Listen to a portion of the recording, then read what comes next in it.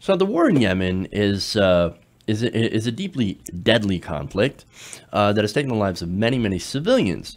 Now, we are unfortunately involved in Yemen as we are supporting Saudi Arabia by doing refueling, or at least we were, and providing so-called logistical support.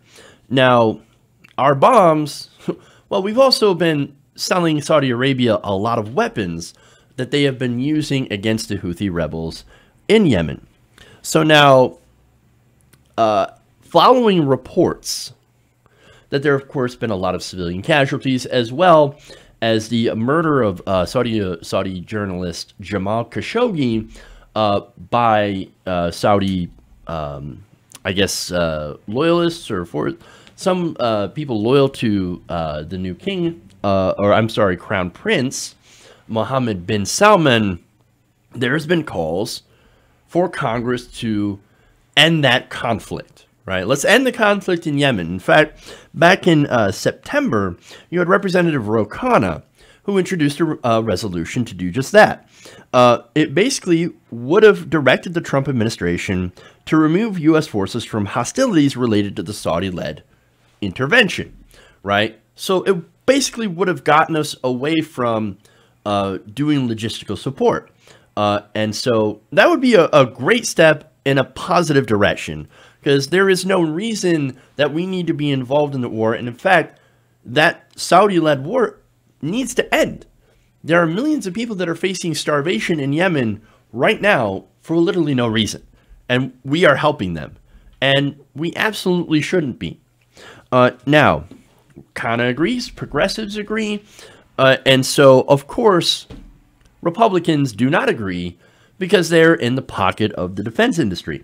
Now, what was interesting about this piece of legislation from Ro Khanna is that it would have invoked, or I'm sorry, it did invoke the 1973 War Powers Act, right? Now, because it did that, that meant that his resolution, according to the Huffington Post, was privileged under House rules, meaning it could bypass a committee vote and, barring interference from the Rules Committee, get a vote on the floor. I'm sorry, this is according to The Intercept. The Republican gambit caused Khanna's resolution to be stripped of its privileged status, meaning that it did not come up for a vote on its own. So that's actually what happened afterwards, and I'll get into the details on that. Now, Republicans just this week undercut that bill. Now, on Tuesday night, the Republican-led House Rules Committee voted to advance the Manage Our Wolves Act, which will remove gray wolves from the endangered species list. The Rules Committee waived all points of order against the bill and voted to advance it to the floor. Now, wait, what does wolves have to do with the Yemen, with the Yemen resolution to end the conflict, our involvement in it? Well, apparently nothing. But Republicans basically have sneaked this language into that bill so that they could not pass the War Powers resolution, this Yemen resolution. Okay. Now, The Intercept explains, Republicans inserted a language that would block a floor vote on whether to direct President Trump to end involvement in the intervention in Yemen, right?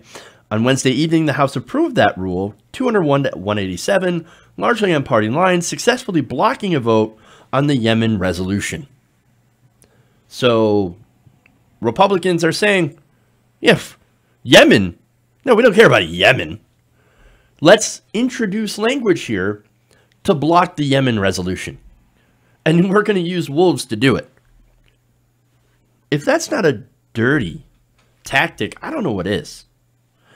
So, now, 2 Democratic aides told The Intercept that Khanna's measure needed about 30 Republican votes to pass.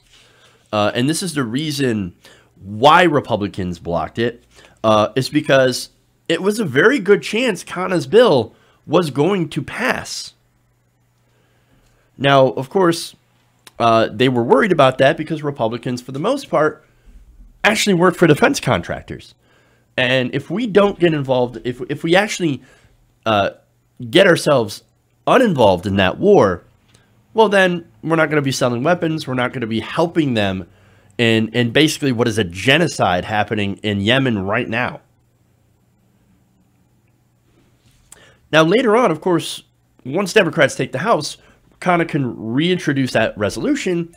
And since Democrats do control the House, it is very likely that they can get it passed. But then, of course, it's got to go to the Republican-controlled Senate and actually get through Donald Trump himself. Now, does Trump actually care about what happens in Yemen? Not necessarily. Does he care about what happens in Saudi Arabia? Not necessarily. So it is possible, since Donald Trump has absolutely no core beliefs, pro or anti-war, that maybe someone might be able to consider, to convince him to reconsider his position on this war.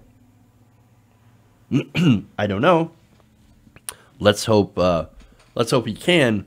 But for now, this is an immensely dirty tactic used by pro-war Republicans to continue the slaughter in Yemen. And it is disgraceful. It is disgusting. This is who the Republicans are. Hey guys, hopefully you enjoyed that free video. Now I'm going to have to ask you a favor. Between the demonetization and the YouTube algorithm messing around with view counts, etc., we're having a hard time adjusting to the new YouTube reality, which is where you guys come in.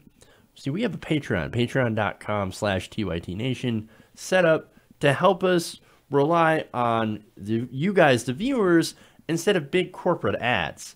Look, you know the show. You know I'm not in favor of big corporations anyway. So help us transition away from relying on the ad model to pay the bills and sign up to be a patron, patreon.com/TYTNation. That goes a long way to help us keep the lights on. And you guys will know that you're supporting independent, progressive media.